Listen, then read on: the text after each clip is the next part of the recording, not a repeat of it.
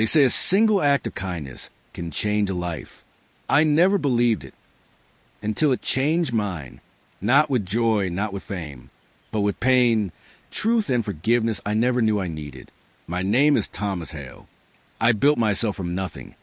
A self-made millionaire with glass towers, polished shoes, and no room for sympathy. People on the street were just that to me. People on the street. Their stories didn't matter. Until one day, one story ripped mine apart. That day began like any other. Coffee, a boardroom meeting, numbers, graphs, deals. Nothing unusual until I saw her. She stood outside my building like a ghost. Clothes torn, face sunburnt, hair matted. She didn't ask for anything, didn't hold a sign, just stood, staring at me. But her eyes, they knew me, and for reasons I still don't understand, I did something I never do. I stopped. I asked if she needed help. She didn't answer, just looked at me like she was drowning in something too deep for words. My assistant was urging me to move. The city buzzed around us. But I stood there, staring back into those eyes. And finally I told her, "Come inside. You look like you need a warm meal." That meal turned into a conversation. That conversation turned into silence. She never gave her name, but something about her felt familiar, broken, lost, like me, years ago, before the money, before the name. I gave her a clean room in my building's guest suite, told myself I was doing it out of pity, charity, PR maybe, but the truth? I couldn't stop thinking about her. The next morning, I went to check on her. She was gone, vanished. No note, no trace. Just a single thing left behind. A small photograph of my late wife's grave. Suddenly, every wall inside me cracked. Because that grave had a story I'd buried along with her. Regret, guilt, and a secret I thought no one else knew. But this stranger, this beggar I fed, she knew it. And that day, everything I thought I understood about kindness, the past, and love was about to be shattered. This is not a story about a millionaire saving a homeless woman. This is a story about a broken man being saved by the ghost of the woman he once loved and the sister she died protecting. My name is Thomas Greaves. And if you looked at my life from the outside, you'd think I had it all. Penthouse in the city, luxury cars in the garage, a corner office with a skyline view, and more zeros in my bank account than I can count. But none of that mattered. Not really. Because every night, I returned home to silence. The kind of silence that crawls under your skin. The kind that reminds you just how empty a house can feel when it was meant to be a home. I lost Lila 7 years ago. She was everything. My fiancée, my light. And just like that, she vanished. No goodbye. No explanation. Just gone. I searched for her for months. I hired private investigators. I knocked on every door I could. Eventually, they said she must have run away. That maybe she got cold feet. But I knew Lila. She wasn't the kind to run. She was the kind to stay, even when things got hard. So when she disappeared, I did too, just in a different way. I disappeared into work, into money, into distractions. I stopped asking questions, not because I stopped caring, but because the silence of not knowing hurt less than the noise of not understanding. Every morning, I wore the mask of success. But inside, I was nothing more than a man stuck in yesterday. Until the night I met her. It was late, raining hard. I had just come out of charity gala, a place where rich people drink wine and pretend to care about the world. I was stepping into my car when I saw her. A woman, maybe in her 20s, soaked from head to toe, shivering, clutching a thin coat around her like it could protect her from the storm or the world. Our eyes met for a second. I don't know why I didn't look away. Maybe it was the way she stood, proud, despite her worn shoes and hungry eyes. Maybe it was the way the world walked past her like she was invisible. Or maybe it was her eyes, because for a second they looked like Lila's. I told my driver to wait. I walked over, holding my umbrella above her. She didn't ask for anything, didn't beg, didn't cry. She just stood there, quiet, guarded. "You hungry?" I asked. She hesitated, then nodded once. I took her to a 24-hour diner nearby. She didn't say a word the whole ride. I didn't press her. God knows I've had enough nights where silence felt safer than speech. When the food came, she didn't attack it like most people would. She ate slowly, with dignity, as if reminding herself she was still human. I watched her. There was something about her, something familiar I couldn't place. Not just her eyes, but the way she held herself. Defensive, tired, but strong. "What's your name?" I asked finally.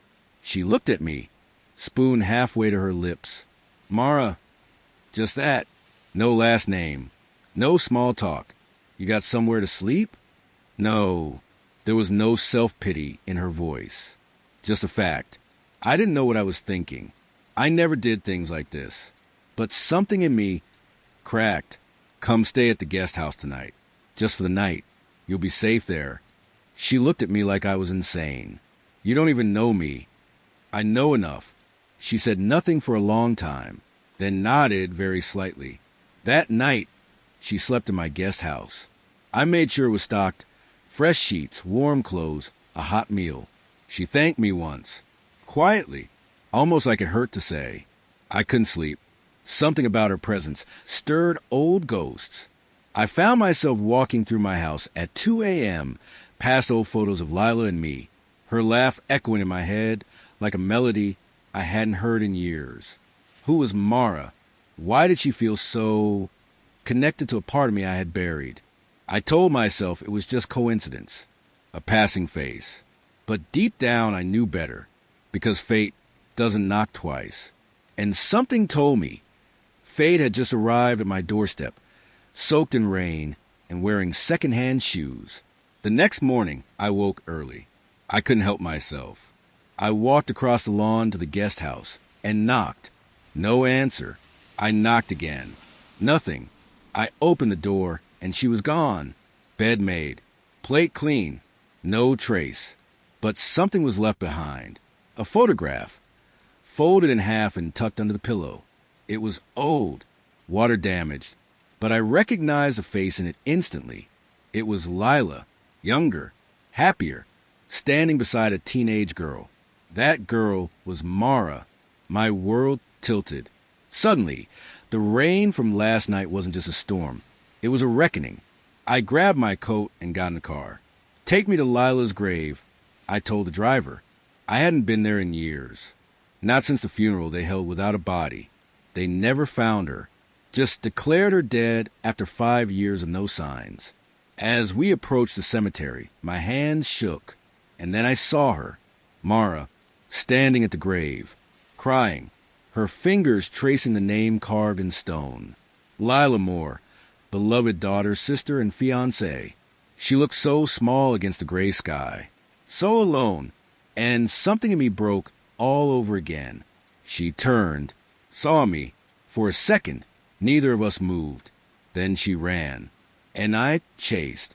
The moment Mara turned and sprinted away from Lila's grave, something inside me shattered like glass.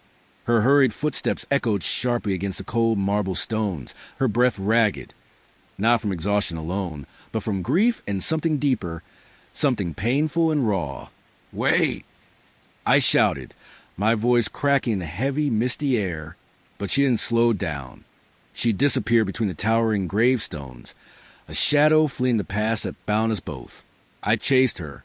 The cemetery was silent, except for the soft patter of rain on fallen leaves and our frantic footsteps. Every second that passed felt like a lifetime. I didn't know what I was chasing. Answers? Forgiveness? Or simply the ghost of a love I thought was lost forever? She stopped suddenly by a gnarled old oak tree, burying her face in her hands, shaking with sobs. The years had taken their toll on her. Her clothes were threadbare, soaked through, but her spirit flickered, stubborn as ever. I approached slowly, uncertain, but desperate. "Mara, please, talk to me." She looked up, and I saw her eyes, the same sharpness, the same fire I remember from Lila. Yet her gaze was haunted, shadowed by years of pain. "I need you to listen," she whispered. "There are things you never knew about Lila, about me, about what happened to us. My throat tightened. I could barely breathe. Who are you, really? I asked, voice barely a whisper. Her answer came like a thunderclap. I'm Lila's little sister, the one everyone thought was dead. The words hit me like a hammer. My mind staggered, scrambling for sense. I remembered everything I thought I knew. Lila was an only child. Or so I believed. The years, the silence, it was all a lie. You're lying, I said, shaking my head. Lila never mentioned a sister. Mara's eyes filled with tears. She couldn't. Not until it was too late. We were torn apart when we were kids. After the fire at the orphanage, everyone thought I had died. Her voice cracked with memories I could only imagine. I survived, she continued, voice trembling but fierce. But alone. No family. No one. Just survival. I felt a cold wave of guilt roll over me. How could I have been so blind? How could I have lost not one, but two women I loved? Why didn't Lila tell me? I asked, voice raw. She wanted to, Mara said bitterly, but she was scared. Scared for you and for me. Our stepfather was dangerous. Lila sacrificed everything to protect me. The anger swelled inside me. Anger the years stolen, at secrets kept, at my own failure to see. What stepfather? I demanded. Mara took a deep breath and began her story. We grew up in a small town. Our mother died when I was young. Then our stepfather came. He was cruel, violent, a nightmare we couldn't escape. Lila always tried to shield me from his rage, from the world. But one night, the fire started. The orphanage was supposed to be safe, but it wasn't. Lila saved me. She dragged me out of the burning building. But she didn't make it out herself. No one saw her again. They declared her dead. I was left alone, lost in the world. I ran, hiding. No one knew where I went. I changed my name. I survived by begging, by hiding, by being invisible. But I never forgot Lila. She was my reason to keep going. Her words painted pictures I never wanted to see. The sister I never knew. The sacrifices she made. The pain she hid. I felt my own walls crumble. I'm so sorry, I whispered. I never knew. Mara shook her head. You didn't know. And maybe that's for the best. But now you do. Silence fell between us, heavy and thick. Then Mara reached into her coat pocket and pulled out a folded, tattered envelope. This is hers, she said, holding out the letter. Lila's last words. She wrote it for you. For me. She wanted us to have this if she didn't make it.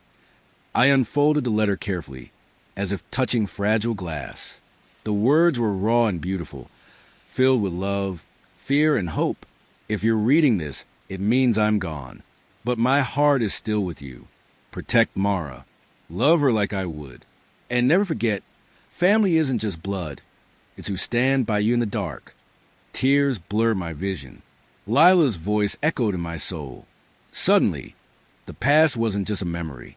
It was a call to heal, to forgive, to rebuild. I looked at Mara with new eyes, not as a stranger, but as family. The road ahead wouldn't be easy. Trust wouldn't come overnight.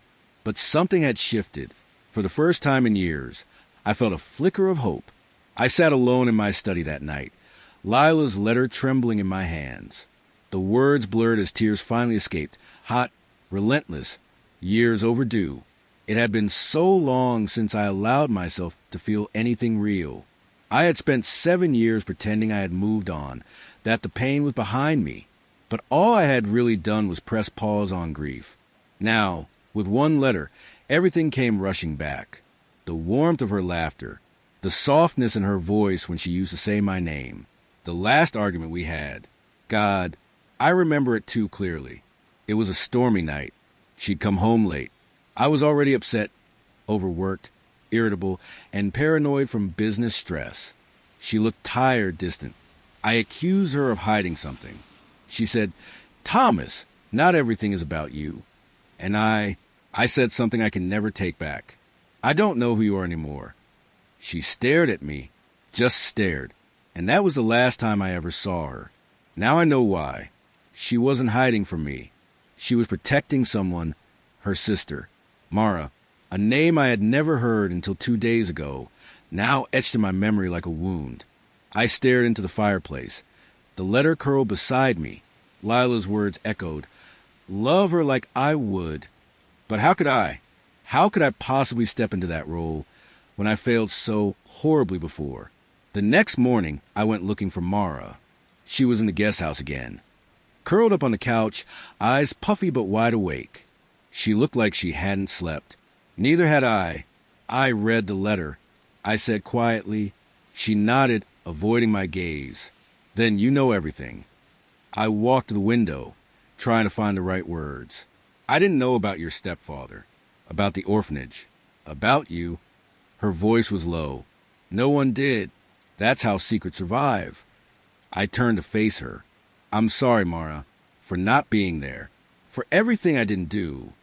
She looked up, finally meeting my eyes. "I blamed you," she said, "for years. I thought maybe you left her, or ignored her cries for help." Her words pierced me, but I didn't flinch. I deserved to hear them. Maybe I did, I admitted, not on purpose, but through silence, through absence. We both sat in that room, two broken pieces of a shattered past, trying to understand how the same pain had shaped us so differently. I kept asking myself. She said, "Why would she love a man who didn't come looking for her?" "I did look," I said. "I hired people, investigators. I searched for months. And then I gave up." I whispered. I let myself believe the worst because it was easier than not knowing. She was quiet for a long time. Then she pulled something from her bag, a tiny locket. "This was hers," she said, placing it in my hand. It was old, faded, but I recognized it immediately. A photo of us inside, me and Lila, smiling, young, hopeful. "I carried it for years," Mara said. "It reminded me she was real. That love was real, even when the world wasn't." I closed my fingers around the locket and felt the weight of my choices. "Why did you come to the grave that day?" I asked. "I go every year," she said. Same day she disappeared. "I never expected to see you there. I didn't plan any of this. And now," she looked at me, guarded but no longer hostile. "Now I'm tired of running, of surviving. I want to live, but I don't know how." That was the first honest thing either of us had said since this began.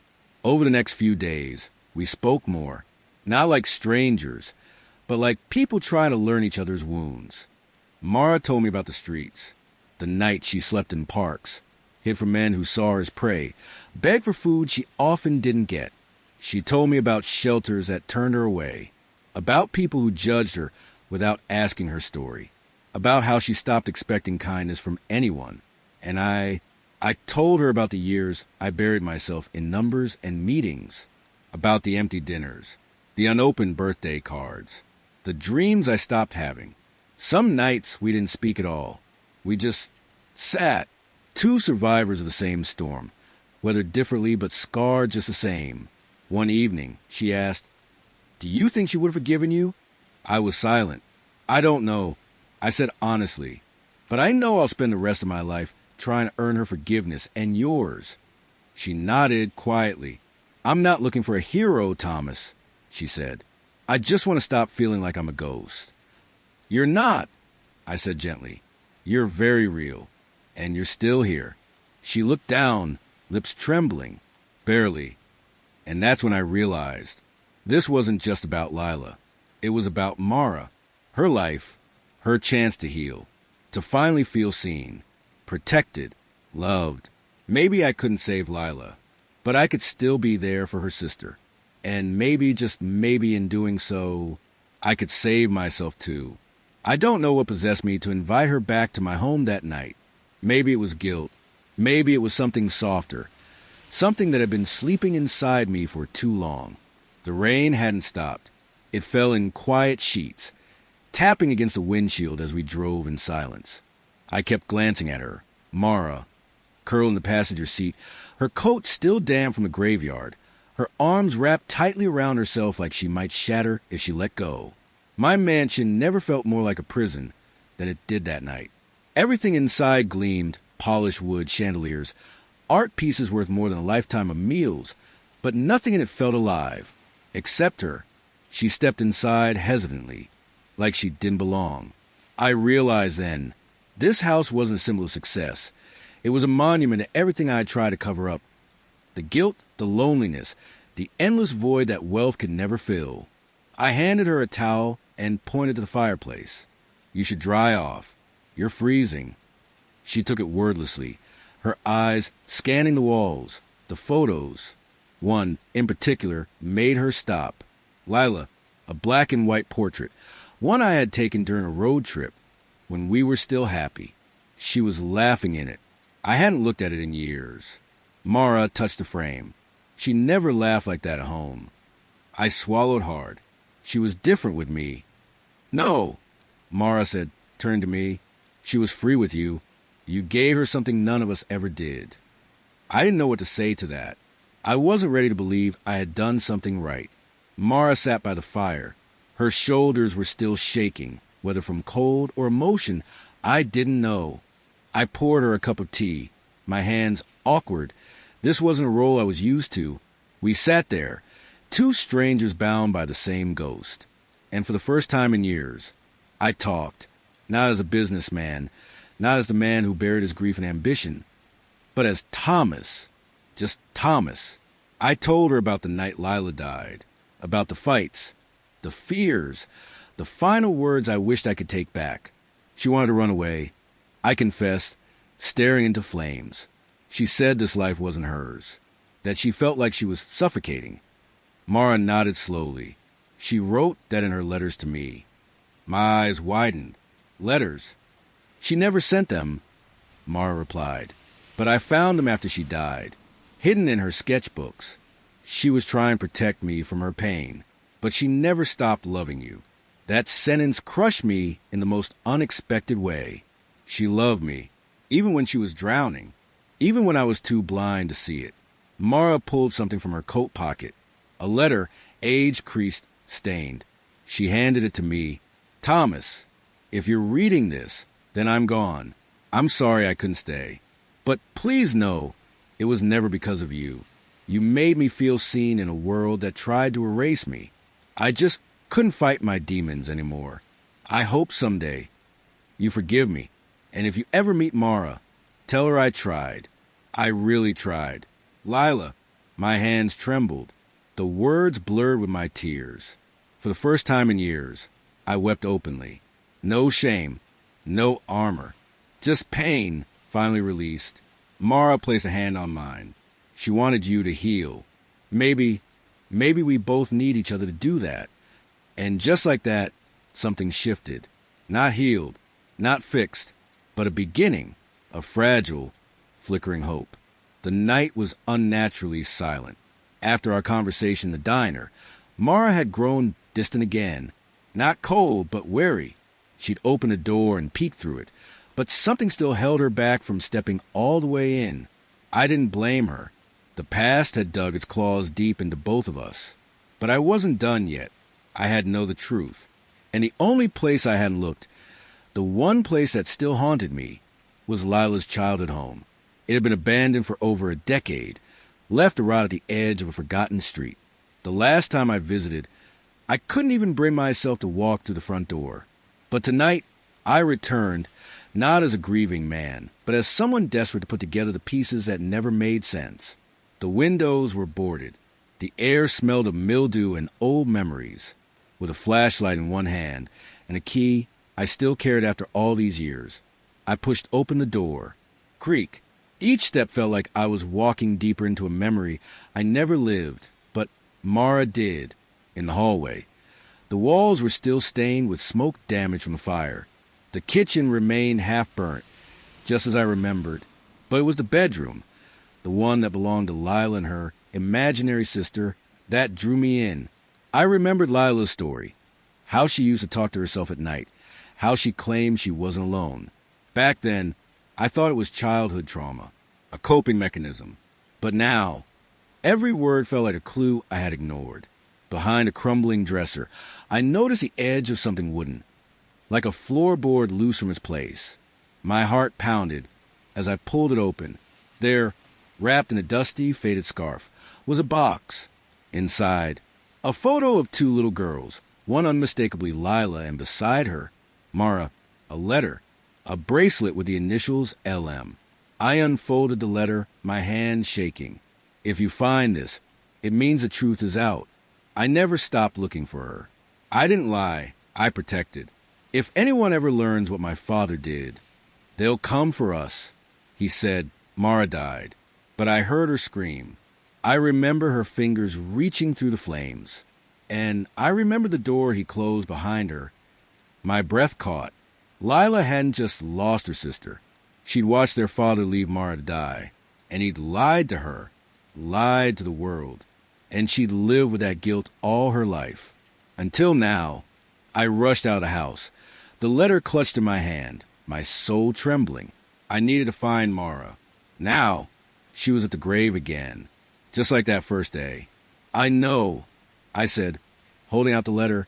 I know what happened, and I'm so sorry. Her eyes widened, staring at the photo in my hand.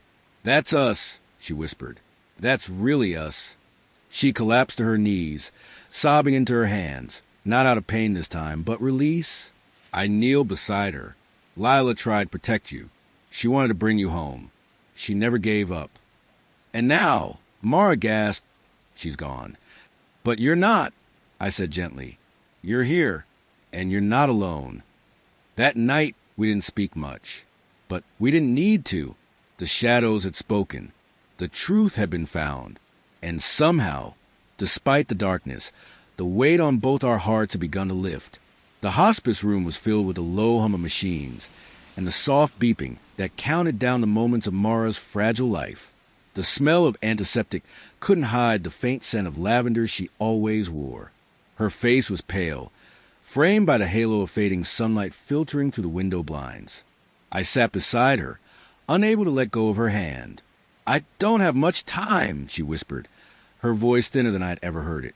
I nodded, tears silently slipping down my face. I want you to know, meeting you changed my life, she said, forcing a smile. For the first time, I wasn't invisible. You saw me. You saved me, Thomas. No, Mara, I choked.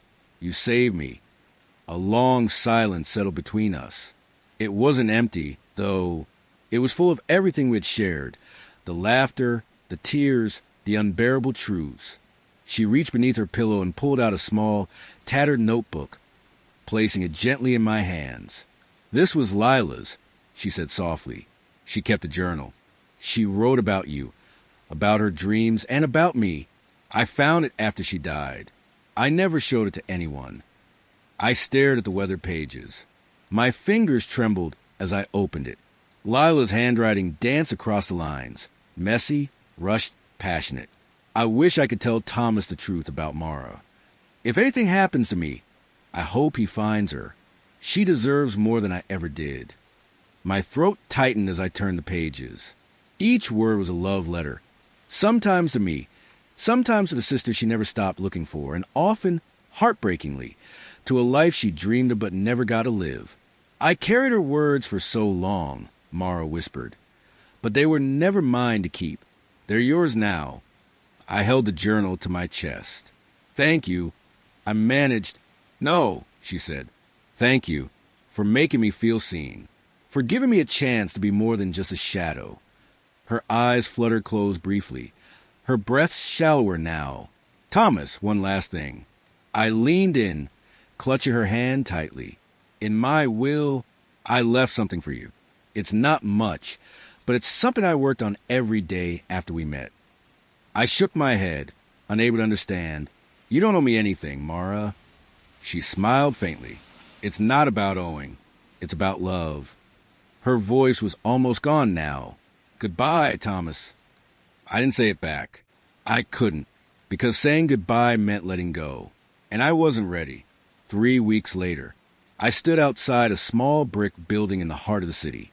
It had once been an abandoned shelter, decaying and forgotten, much like the people who passed through it. Now it had a new sign, Lila and Mara's place, a second chance home, funded entirely by the inheritance Mara left behind, The shelter was built for women and children with nowhere else to go. Her final gift wasn't just a building.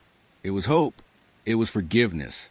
It was love in its truest, most selfless form. Inside, the walls were painted warm hues. Laughter echoed through the halls. People who had once been invisible were now seen, heard, and cared for. I walked through the rooms with Lila's journal in my coat pocket and Mara's memory in my heart. In their pain, they had taught me something I never truly understood until now. Redemption isn't found in wealth or success. It's found in kindness, in sacrifice, in the love we leave behind when we're gone. And maybe, just maybe, that love is eternal. The graveyard was quiet again. No storm, no shadows, just morning light filtering softly through the trees. I stood beside Lila's grave one last time. This time, not as a man haunted by grief or paralyzed by guilt, but as someone finally ready to forgive and be forgiven.